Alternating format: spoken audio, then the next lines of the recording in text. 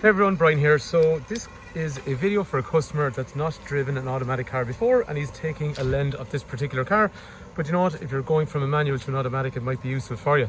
So to drive this automatic car, get into it, everything is pretty much normal. To be fair, there is going to be less work that needs to be done here than normal. So I'm going to start the car.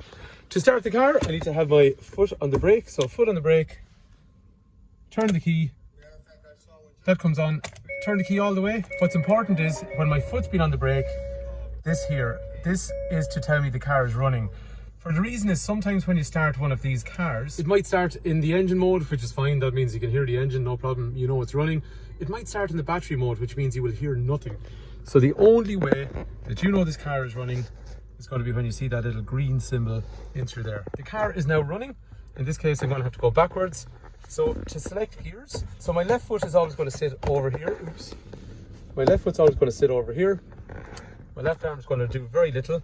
To select a gear, foot on the brake, and then in behind here, there's a little trigger. I'm going to squeeze. So when I squeeze that trigger, it allows me to go park, reverse, neutral, drive. So in this case, I'm going to go backwards. So squeeze the trigger. My foot is still on the brake. As I make this selection, back into reverse, my foot's off the brake. Actually, I'm so stupid. Before I do that, safety belt on, and the reason is the safety belt will allow the park brake to release. Anyway, back to where we were again. So what I'm going to do is foot on the brake, squeeze the trigger, back into R. That's it. I don't need to do anything else. I've finished using this hand and I'm not using this leg here. We're now in reverse. All I'm going to do in this case is let off the brake. The car naturally starts moving. Steer like normal. So like we're saying, in this case, all I'm doing here really is covering the brake. I'm not using the accelerator. I don't need to use the accelerator. Covering the brake, I've stopped. Now I want to go forwards. So again, my foot is on the brake. I'm going to squeeze the trigger and go back into D. And the car, when I let my foot off the brake, it's naturally just going to start moving forward. And if I want to drive the car, in this case, I need to get up the hill. I'm just going to put my foot on the accelerator. And as patronizing as this sounds, if I want to stop, I'm just going to hit the brake. When I finish my journey, I'm just going to squeeze the trigger. Again, my foot is on the brake as I finish my journey. Back up into park, and that's it. And then I engage the handbrake, and that's it, we're done. One thing I might have glanced over there for releasing the handbrake, a lot of people are probably used to it now at this stage on their cars. The handbrake releases automatically in these, so I need to engage it. I engage my handbrake by pulling up, but when I drive away, it automatically releases. Okay, so here's the thing.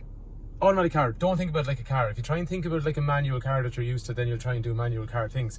So the easiest way to think about this is stop and go. So I go, I stop, I go, I stop, go, stop, go, stop. Nothing else is happening over here, and especially nothing else is happening with this either. So it's go and stop. To make a gear selection, I want to go backwards, I want to go forwards. And after that, it's go and stop. That's all you have to think about. Don't think about it like a car. Think about it like a go-kart or a bumper car, without the bumping obviously.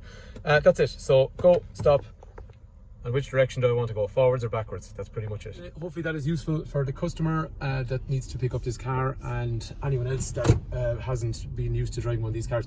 As a hybrid car, yes, just for this customer specifically, when you're going into hybrid, there's times where the engine revolutions will stop. There's times where the car will try and carry you on electric mode. It's a normal petrol car, it takes petrol. You don't do anything else any different than you would on any other petrol car that you've ever had before. There is no plug or anything like that, so just treat it like a normal petrol car, and that's it. But there is times where it'll creep in traffic and it may go into an EV mode. But crucially, when you start the car, over here you have to have this green symbol here, and if you don't have that, that means then that the car is not started. Just to avoid one common mistake, sometimes people jump into these cars, the foot is not on the brake, they start the car, turn the key all the way around, and it looks like the car is ready to go. But it's not, because it doesn't have the green symbol there. So really what we have to do is foot on the brake. The symbol comes up through here and tells you the car is, so you'll see this, but that doesn't last very long, but this is the one here. Anyway, hopefully that's useful. Thanks for watching.